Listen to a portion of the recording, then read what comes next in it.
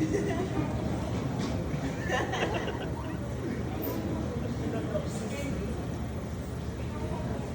po, good evening to all of you. My name is Jay.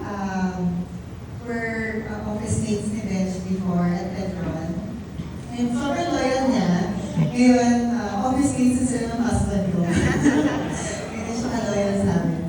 But anyway, thank you and congratulations. Yun na, tapos na sa No, but Benj requested me for a few words that I asked him for 5 hours. Okay naman, no?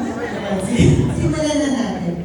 But briefly lang, I met the two. Well, actually, we've been together during our Mount Pulag hike. That was the first experience ko na makita ko sila together. Masaya, nag-iiyakan.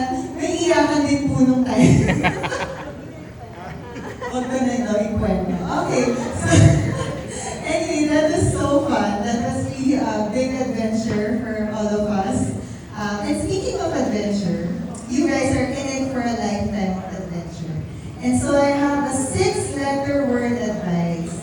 Kanina naman while listening to the priest's homily, I felt like nag-align kami ni Father. Because pareho kami na sinabi, it's commit. So, C-O-M-M-I-T. So, commit to, number 1, letter C, Christ-centered life. To some, this may sound passe or yeah, we know that already.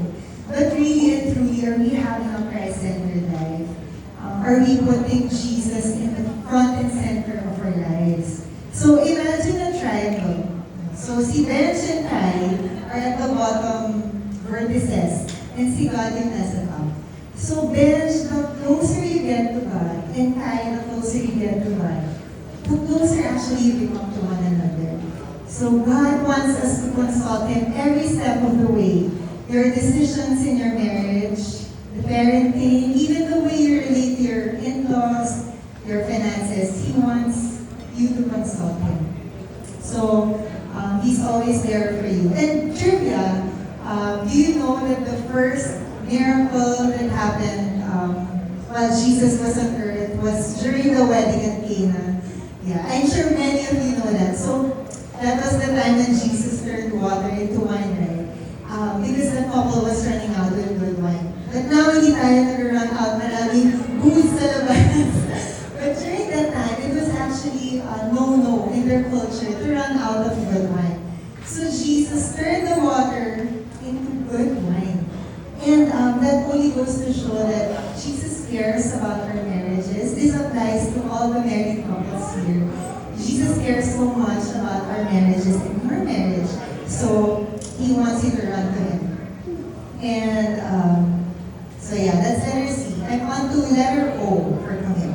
O is overlook offense and forgive past hurts. So,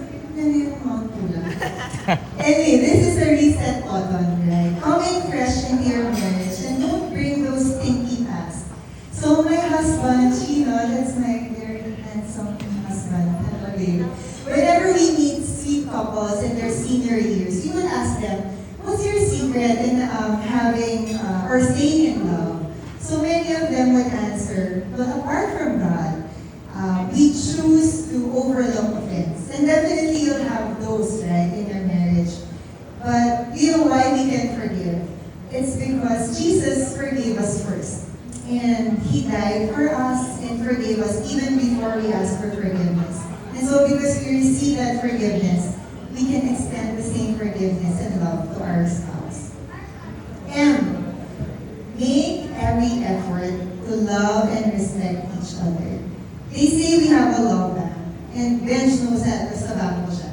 What are the 2 top transactions in the bank? Clue.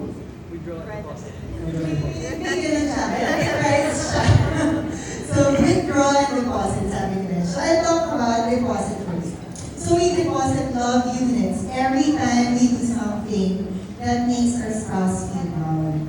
Example, si Benj, mahilig mag-hike and kumain. But every time you agree to hike with him, you actually make a huge deposit in his love bank. So discover that along the way and study the love language of your spouse. The goal is to overflow each other's love life. Next M, make every effort to stop anything that disappoints, frustrates, or angers your spouse. So if earlier I mentioned about deposit, this time is about withdrawal. And every time we do something that makes our spouse feel unloved, love units are withdrawn. So, and if you keep doing those hurtful things over and over, minsan siguro, for example, the smallest things like a big burp na ayaw ni Kyra, just an example, and you keep doing that, at first it may sound silly and funny, but over time, it may deplete her love life. So try to avoid that. It may also mean not being late, or not making plans without consulting each other first, or not, wag na nga ayaw yung pasabi. But I'm gonna speak this one with boldness and grace to the parents of Benj and Kai. When I say making plans without consulting each other, for sure, right, you'll have, at Christmas na may mga traditions and all, but you have to remember that this time you're gonna build your own tradition as you build your family. So if your parents ask you, you have to ask one another first before you agree to them. Right? So I'm saying that here with all boldness. I'm now with letter I. Intentionally build with other couples and choose an accountability partner or couple. What's that? So if you have issues that you can't resolve on your own, like an impasse, you have to run to them. And these people can also call you out, like, Benj, you're not treating Kyra right, or Kyra, the way you talk to Benj is not right. So you need to walk alongside people who will speak marriage in your life, and they will encourage and pray with you. And we're here, Sheena and I are here for you. And last is T. Any guess what's T? Time, I heard it. Alright, bigyan ng prize yun, please. Time. So some people say kids spell love as E-I-M-E. But I say it also applies to us adults. Make time. Keep those phones away when you're having meals together, when you're in bed, and just focus on each other's stories. It's a myth to say I'm busy. Because if you can schedule meetings with your suppliers, with your boss, right? You can also schedule date nights, as in regular date nights that you have the calendar. And it doesn't have to be fancy. Like kami ni Gina, when we're tired, we just settle in the sofa, put the kids to sleep early, and order minute burger. And that's good. So treasure each other, and always go back to your courtship stage, like when the first time Kyra made the first move.